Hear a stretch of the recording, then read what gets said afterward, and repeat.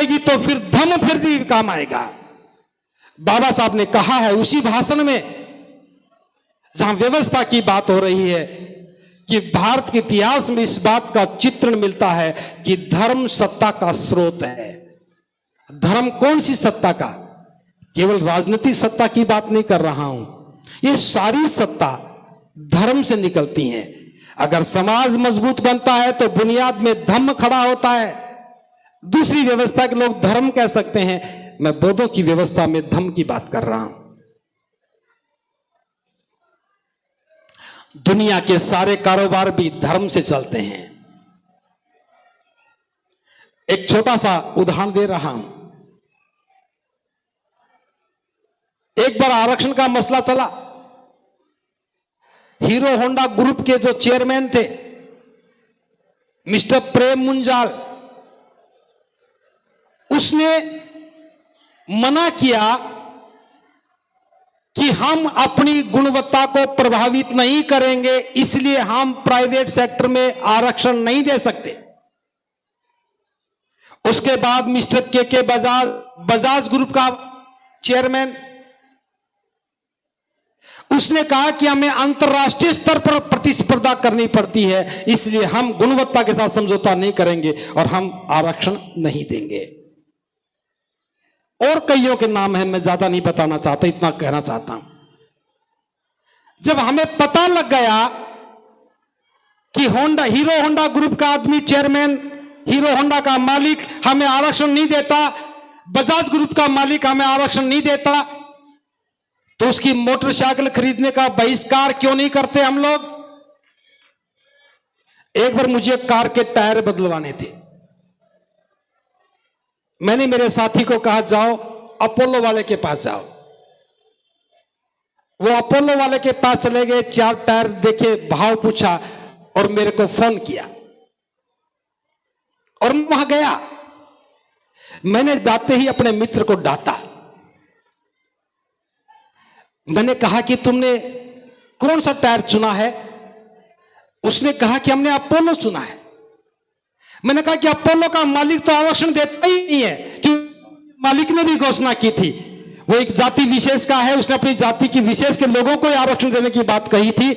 मैं उसका नाम नहीं ले रहा हूं जाति का। तो मैंने कहा कि अपोलो वाला जब आरक्षण नहीं देता है तो मेरी कार में टायर कैसे डाल सकता है? चलो एमआर वाले के पास चलेंगे। और वो कहने लगा कि महाराज जी बात क्या हो गई? मैं को इसके सीएमडी से बात करना कि एक ग्राहक आया था और उसने तुम्हारा टायर इसलिए रिजेक्ट कर दिया कि तुम आरक्षण नहीं देते हो। क्या ये बोला नहीं जा सकता? बोला जा सकता ना? धर्म की व्यवस्था से सारी व्यवस्था खड़ी होती है। आज देश का सारा कारोबार धर्म से चलता है। बाबा साहब ने लिखा कि धर्म सत्ता का स्रोत है। क्या आपकी समझ में आया? जिसकी समझ में आया वो राज कर रहे हैं। इसलिए वो हॉस्पिटल बनाने की, विश्वविद्यालय बनाने की बात नहीं करते, वो मंदिर बनाने की बात करते हैं। एक मंदिर पूरा हो गया तो दूसरे का काम शुरू कर देंगे। हम बाबा साहब के अनुयायी तो हैं, बस ताली बजाना सीख गए, समझना नहीं सीखे हैं। मैं एक सवाल पूछ रहा हूं, छोटा सा सवाल। बाबा साहब दुनिया के महानतम विद्वान थे, कोई संदेह है? आज भी दुनिया में बाबा साहब को द सिंबल ऑफ नॉलेज कहते हैं। त्रिशला ने बहुत सुंदर गीत गाया, आप भी खूब झूमे। सिंबल ऑफ नॉलेज, ज्ञान पर संदेह नहीं है। 7 वर्ष की उम्र में पहली बार स्कूल में प्रवेश किया तो वहां से संघर्ष शुरू हुआ था और जीवन के अंतिम दौर तक संघर्ष करते रहे। तो संघर्ष के क्षेत्र में भी मैं कह सकता हूं बाबा साहब का अनुभव बहुत ज्यादा था। तो संघर्ष में बहुत अनुभवी, अपने संघर्ष के अनुभव के बाद और पूरी ज्ञान की साधना के बाद बाबा साहब ने जीवन के अंतिम दौर में एक अंतिम फैसला लिया और वो फैसला था बुद्ध की शरण में जाने का। ये बात ठीक है? मैं फिर दोहरा रहा हूं, इस दुनिया के महानतम विद्वान, संघर्ष में सबसे ज्यादा अनुभवी, अपने जीवन के अंतिम दौर में अंतिम फैसला लिया और बुद्ध की शरण में गए। हम सारे बाबा साहब के अनुयायी, क्या हमारा फर्ज नहीं बनता था कि जो बाबा साहब के जीवन का अंतिम फैसला था वो हमारे जीवन का पहला फैसला होना चाहिए था? जो ताली बजा रहे हैं वही सही, आज फैसला कर लो। ताली बजा के खाली चले जाओगे तो मैं भी आपको बुद्धिजीवी समझूंगा, क्योंकि बुद्धिजीवी ताली बजाना आसान काम समझता है और बाबा साहब की बात को मानने में तो पड़ोसी को देखता है। मेरा पड़ोसी नहीं बदला तो मैं क्यों बदलूं? जो बाबा साहब के जीवन का अंतिम फैसला था, अगर हमारे जीवन का आखिरी पहला फैसला हो जाता तो हम देश की व्यवस्था समता, करुणा, मैत्री, बंधुता, न्याय और स्वतंत्रता पर आधारित होती। इस देश की सारी महिलाएं बाबा साहब के नाम से सम्मानित हो गई, लेकिन वोट भी मंदिर पर देती हैं। बाबा साहब के नाम से नौकरियां पाती हैं और व्रत चंद्रमा को पानी देकर के पति की लंबी उम्र की कामना करती हैं। अज्ञानता की छोटी सी बात भी दूर नहीं कर पाए और बुद्धिजीवी होने का भ्रम पाल लिया। जिसकी सांसें इसलिए चल रही हैं कि उसकी पत्नी करवा चौथ का व्रत करती है, उनको बुद्धिजीवी मत मानना। आटा छालने की छलनी टेलीस्कोप बन जाती, पति चांद पर दिखता है। इतना पागलपन जो करता हो ये किस परिभाषा में आएगा?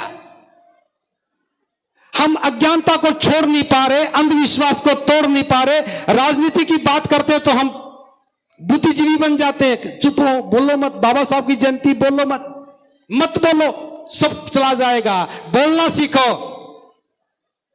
बाबा साहब के अनुयायी बनते हो तो अनुसरण करना सीखो। बस बाबा साहब के कदम से कदम मिलाना है, दिमाग लगाने की आवश्यकता नहीं है। और मैं तो ये बात इसलिए कह रहा हूं कि मैं तो बाबा साहब के कदम से कदम मिला करके चला हूं, इसलिए मैं बुद्ध की शरण में आ पाया हूं। अगर मेरे आगे कोई और होता, मेरा आइकॉन कोई और होता, मैं किसी और को देख करके चलता तो मैं कभी भी यहां तक नहीं आ पाता। मेरी अपनी कोई योग्यता नहीं है, बस मेरी एक ही योग्यता है कि मैं अपने महापुरुषों पर पूरा विश्वास करता हूं, रद्दी भर भी संदेह नहीं करता हूं। इसलिए कहने का हकदार हूं। इसलिए अपनी धार्मिक व्यवस्था खड़ी करो, बौद्ध बनो, और बौद्ध बनने के बाद करुणा मैत्री का व्यवहार करो। अपने पड़ोसी के साथ कैसा व्यवहार करना है, जो हमारे गरीब भाई हैं वो कैसे समृद्ध बन जाएं, उनको आपके धन की आवश्यकता नहीं है। उसको बस इतना समझाना है कि जिस रास्ते से आप चल करके आए हो उस रास्ते पर वो भी चल पड़े तो उसका भी कल्याण हो जाए। सामाजिक परंपराओं में धन की बर्बादी को रोकने का काम अगर हो जाए, बौद्ध रीति से बुद्ध विहारों में जाके शादी करने लगे और एक दिन की दावत और बराती बनने का सम्मान पाने की कामना खत्म हो जाए, तो उस भाई की गरीबी भी खत्म हो जाए। अगर आपका भाई कोई गरीब है, कर्जदार है, तो इसका कारण यही है कि आपने गलत परंपराओं को सहयोग किया है। इसलिए धार्मिक व्यवस्था हमारी आर्थिक समस्याओं का समाधान है। कारोबार की तरफ आ जाओ।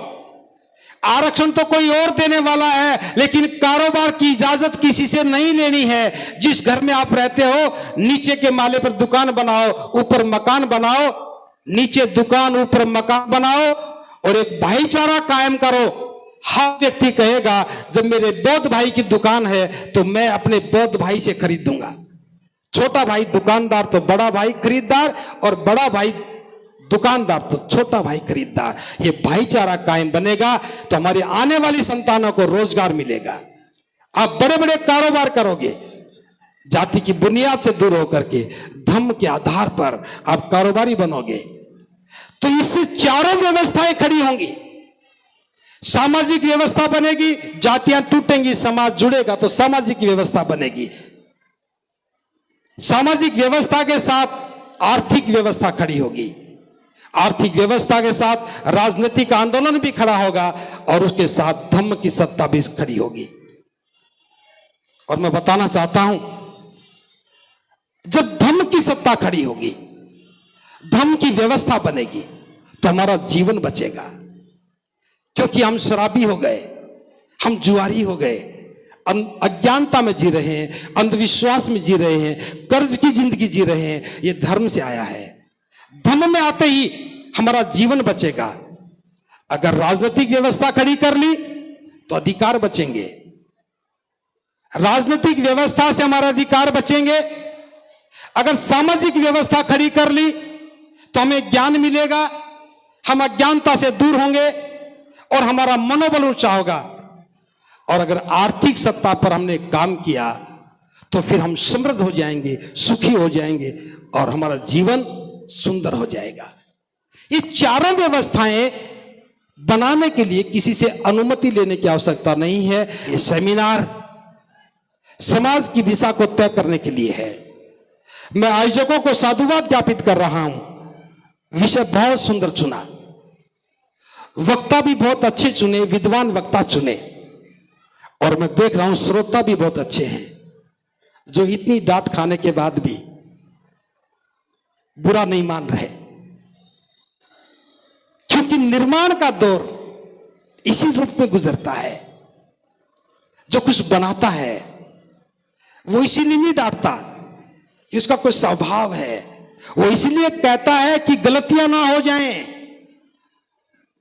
गलतियां हो रही हैं इसलिए हम कर नहीं पा रहे हैं, इसलिए गलतियां ना हो, चारों व्यवस्थाओं को खड़ा करने का काम शुरू करना है। मैं साधुवाद ज्ञापित करता हूं आयोजकों को और आप सभी को कि मुझे अवसर दिया। एक छोटा सा आमंत्रण और दे रहा हूं।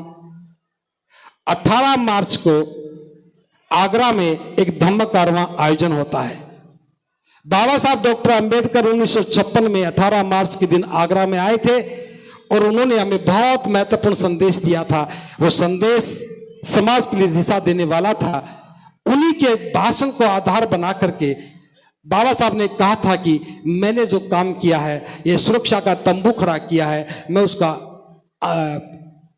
अकेला बंबू हूं और मेरी आंखें ढूंढ रही हैं उस नौजवान को जो इस तंबू का बंबू बन सके ताकि मैं चैन से मर सकूं। तो बाबा साहब हमें ढूंढ रहे थे तंबू का बंबू बनने के लिए। हम में से बहुत सारे लोग बंबू बने, लेकिन अपने अपने तंबू बना करके हमने संगठन अपने तंबू बना लिए, उसी के बंबू बन गए। और बाबा साहब ने जो हमारी सुरक्षा का जो तंबू खड़ा किया था, देश के लोकतंत्र को खड़ा रखने के लिए संविधान जो स्थापित किया था, ये हमारी सुरक्षा का तंबू था। बाबा साहब खड़े थे, वो बचा रहा। आज बाबा साहब नहीं है तो लड़खड़ा रहा है, गिर रहा है। हमें तंबू का बंबू बनना है। जो तंबू का बंबू बनना चाहे, बाबा साहब की इस बात को समझना चाहे, उन सबको आमंत्रण है।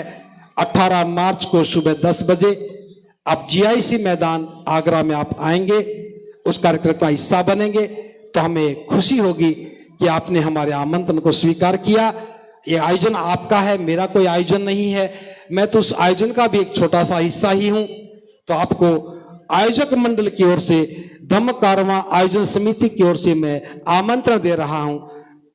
आप आइए, लेकिन बस एक काम जरूर करना, अकेले मत आइए, अपनी जीवन संगिनी को साथ लेके आइए। अगर ये करने में थोड़ी तकलीफ हो तो ये आमंत्रण अगले वर्ष के लिए रख लीजिए। अकेले मत आना। अकेले आओ तो आमंत्रण कैंसिल समझना, क्योंकि महिलाओं की आबादी देश की आधी आबादी है और केवल संकीर्ण मानसिकता महिलाओं को अवसर देने से वंचित रखती है। तो हम स्वीकार करेंगे आदमी कम आ जाएं, कोई बात नहीं, लेकिन महिलाओं की भागीदारी कम हो जाए ये स्वीकार नहीं। क्योंकि बाबा साहब कह के गए हैं, मैं किसी समाज की प्रगति इस बात से मापता हूं कि उस समाज में महिलाओं की स्थिति कैसी है। अब बाबा साहब के आगमन का कार्यक्रम कर रहे हो और महिलाओं की उपस्थिति ही कम हो तो बाबा साहब कहेंगे कि फेल हो गए।